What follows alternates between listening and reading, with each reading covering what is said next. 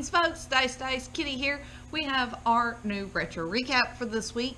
So, this past Sunday, was Mother's Day. I didn't think about it last week because I was so excited about the April showers, bring May flowers thing that I should have done this last week. It's okay though. It's a little late, couple of days late. So this week we're featuring comics that have moms in them. So mother in some sense of the term mother. And some of them may not yet be mothers, but they will be later on. So, and I want to put this out there. It is really hard to find good comic books with positive mother roles besides like Aunt May and you know, characters like that. I was looking for superheroes or main characters who had children. It is not easy. A lot of the moms are not nice. Like Mystique. I think she's Nightcrawler's mom, but Mystique's not a good role model. You know, now Jessica Jones is a superhero, but I didn't cover any of her books because she's kind of not the best role model. So it's really difficult to find good role model characters who are moms in comic books. Now there is an obvious choice, actually two very obvious choices, and I did pick both of them, and they are from Marvel.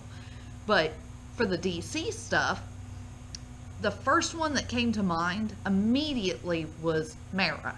Mara came to mind because Aquaman and Mara had a son that was killed by Black Manta. But I don't remember which continuity that was in, but I don't know how that's tied into Rebirth or if it's tied into Rebirth. And I couldn't find anything in any of the comics we had here at the store except for this one. It is the Aquaman Rebirth Annual #1. The title is What Dreams May Come, and it's a really, really well written book. So they start off with Aquaman and Mara talking about their future. He's showing her like a location, and then all of a sudden we jump ahead in time. Aquaman, Arthur and Mara are much older, and they have a son named Tom. And I think he's 12 in this.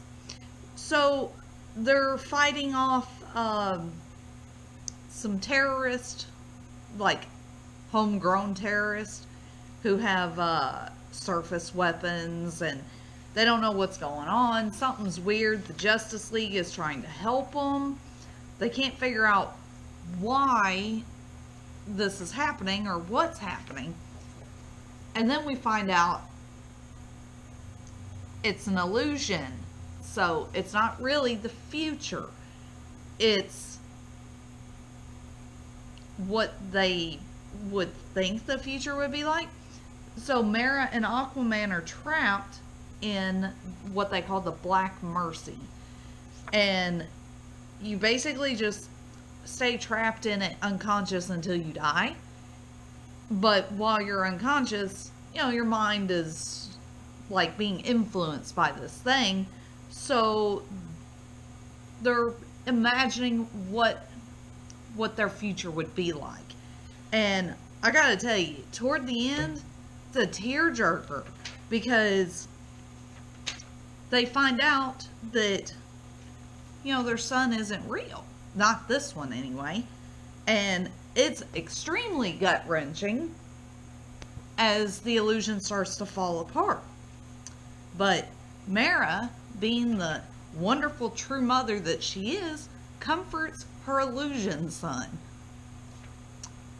And they have a very heartfelt, sad moment at the end. Such a good book. I've got to read more of the Rebirth Aquaman. I think it's a good series. I just haven't read any, and I know we got quite a few here at the store. By the way, this is available here at the store, as well as a pretty solid run of the Aquaman Rebirth stuff. So if you're interested in Rebirth Aquaman, you need to come in because he's got a bunch. Alright, next book. This is from the Perez run of Wonder Woman. Now, I kind of read more of Perez's Wonder Woman when I was younger, because it was like around the 80s time. So 80s, like mid 80s, late 80s, early 90s. So that's when I was picking them up like off the rack and reading them. Well, this is Wonder Woman 27. Most people who are fans of Wonder Woman know that Steve Trevor is Wonder Woman's love interest. Not in the Perez run. Him and Etta are an item. That's them down there. So if you're not used to that, it could kind of jar you a little bit and be like, whoa, wait a minute. Why is he with Etta? It's because it's Perez's run. But I don't remember if she had a love interest in this run. I only read, a few issues here and there, and it, being young, you couldn't keep up with them, especially if you didn't have your own money buying your own books. So, this particular issue, which I don't ever remember reading until recently, is really good. I thoroughly enjoyed it. Perez is a great writer. So, they are on Themyscira, and the Amazons are talking to Steve Trevor and forgiving him for trying to blow up Themyscira. It was because Ares was influencing him. So there's a lot of discussion about whether or not, morally they should continue to forgive those who try to blow them up all the time. But in the end, obviously they do. They show Steve a statue of his mother, which is on the cover. That's the cover, but here's the pages inside. So Steve's mother had crashed on Themyscira and helped them defend the island against something that was attacking. I don't remember exactly what it was, but she lost her life in that battle. So the Amazons honored her with a statue. And Steve is now seeing the statue of his mother for like the first time. Diana, Wonder Woman, is named after Steve Trevor's mother. So, really good issue for moms, because Wonder Woman's mom is also in it a lot. Queen Hippolyta. She is there talking to Steve. There's a lot of interaction between Wonder Woman, Steve, Hippolyta, Etta. There's a whole lot of good conversation that goes on. There's also some other stuff that goes on in this book, like I've suddenly lost her name. Cheetah. I think it's Barbara. She's sent the Kund after, they're so hard to say. Kunds. She sent them after Wonder Woman, and Wonder Woman loses her lasso while fighting them. So that's where we leave off in this issue, where she goes, "Oh mighty Olympus, I've lost the magic lasso." So I want to read the next issue of this to see how that all resolves. And it may take a couple of issues, but I really want to go back and find a lot of the Perez stuff because it's just so good. There is kind of a cringy story in here, like a little mini story. And it involves one of the girls, I think her name's Vanessa, and some of her friends, and it's like the guy is a sleazeball, and he's, dated a lot of the girls in school, and it's an awful little mini story, but different times. So that's right, this is an older book, different times. This is available at the store if you would like to come purchase it, or any other Perez Wonder Woman books. Jeff has quite a few. Alright, moving on. I'm going to try to make these last two quick. So, for Marvel, I chose Fantastic Four versus the X-Men #1. We have Sue Richards Sue Storm, Reed Richards' wife. I call her Sue Richards, but Invisible Woman. She appears to be dead. And Franklin, her son, with Reed on the ground, and we have Reed turning into Doctor Doom. And Wolverine in the background.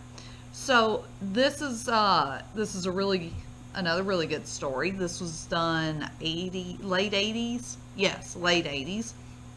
Mid to late 80s. So again, it's got some moments like Reed's working in, his lab, and Franklin has a nightmare. He comes in to talk to his dad.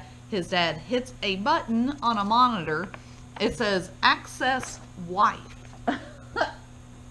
I don't know if you could see that on the little yellow monitor there. It says access wife. And he's like, Sue, dear, something seems to be bothering Franklin. I'm in the middle of some delicate rationalizations. Would you mind taking care of him, please? And, she zips him down with her force field stuff, and she gives him this huge hug. I mean, it's absolutely wonderful. But that's not how real life works, which is unfortunate, because if I'm busy at the house doing something, I can't just buzz my husband and be like, hey, can you come get the child? No, I have to stop what I'm doing and take care of the child. So Reed is very lucky that he has the ability to do that. But in this, Kitty Pryde is like destabilizing, and the X-Men, well, via Magneto, go to Reed for help. And Reed shows up with his machine and is like, well, sorry, I can't help. And a fight ensues. And that's kind of where we leave off, is with Wolverine getting ready to pummel Reed. So, and that's kind of the whole thing. Franklin saw a lot of this in A Nightmare. So, also, She-Hulk is in this briefly. Well, I say briefly, but she's in it like part way through. She's in the library, and Thing is smoking a cigar in the library. That doesn't happen very often. In the Wonder Woman book, there was a guy reading a nudie magazine. So these older books, they have a lot of stuff in it that you probably wouldn't see in comics now. But yeah, so Thing is smoking in the library. That's that was a no-no back then anyway. But She-Hulk goes over there and scolds him for it. Good on her. But she joins up with the Fantastic Four for this. It looks like in Sue's place, because Sue is not there. She stayed home. She found something in Reed's book from when they took the rocket into space, basically what caused them to get their powers. She found something in there, and it's got her angry and upset with Reed. So I don't know what it is, because I haven't read the next issue or the other issues, but this is a 4-issue limited series, and this is out of my own private collection. I have, I think, 2 and 3. I may do the rest of these, because this was also a very good story. I thoroughly enjoyed that one. Alright, for the last book, for this week's recap, retro recap, for moms, it is probably the best Marvel, or, well, the best comic mom, besides Sue, because it's kind of a toss-up between Sue Storm and Jessica Drew. So many names. But yeah, it's probably a toss-up between these two as to who's the better mom. Sue has obviously been a mom longer than Jessica, but from what I've read, Jessica Drew is a really, really good mother. So it's fitting to have both of them in this recap. I'm just sorry I do not have a book that had her with her child in it. But I picked the facsimile edition of Spider-Woman #1. So yeah, no, I'm not just like tossing around a Spider-Woman #1. This is a facsimile. I read this one, and I was not all that impressed with the story overall. I mean, it's an origin story, which kind of origin story. I kind of already knew a lot of it, so But some of this stuff I don't understand, even for being back in the day. Some of it's a little weird. So the weird thing, or one of the really weird things that I found was toward the end. And I know, like a lot of old TV shows, the guys talk like this. But even for a comic, I found it weird. The guy says, you know what's worse? I don't know if it's to stop her or to love her. And he says, I want her. But I want that woman more than I've wanted any woman in my life. I don't know. It just, people aren't like that, I guess. So it just struck me as odd. The other odd thing was that she talks about, Jessica Drew, she talks about how everyone gets the feeling that she's not normal and that she's weird and no one wants her around. But she doesn't look weird. She looks gorgeous. So even for when this was originally written, if you were going to make her feel that way, there needed to be a reason. She did not look odd, even for back then. And her landlord talks weird too. It just, like I said, it's not cringy exactly. It just is like, that's kind of not how people are. So, I mean, maybe in this universe here, that's how they are, but it's not relatable. So, I can see why, if all of the books were like this, I see why it was kind of hard for people to get behind. Marv Wolfman was the writer, and I know he's a fantastic writer, but I don't think he had his feet on the ground with this one here. So, was not impressed with the Spider-Woman #1, which is completely different to the current series going, because the current Spider-Woman series is amazing. So, I still want to read more of the old Spider-Womans just to see if it improves. Alright, well, that's all the books for this week. My video has run way over, but there was a lot to talk about this week. So, favorite books. It is a very hard decision. Spider-Woman is definitely on the bottom. Probably followed by the Wonder Woman, only because the other two books were just that much better, I feel. And I think the only reason I put the Fantastic Four versus X-Men over the Wonder Woman is because I want to know what happens next. It gripped me. I want to know what's going on. So if I already knew what was going on, it could go up one notch or it could go down one notch. I don't know. But I have to put the Aquaman on top this week because this book moved me. Love this book. So definitely going to be checking out some more Aquaman Rebirth because the annual was amazing. Alright folks, that's it for this week. Tune in next week for a new retro recap. Also, I'm hearing whispers that new comics may be coming soon.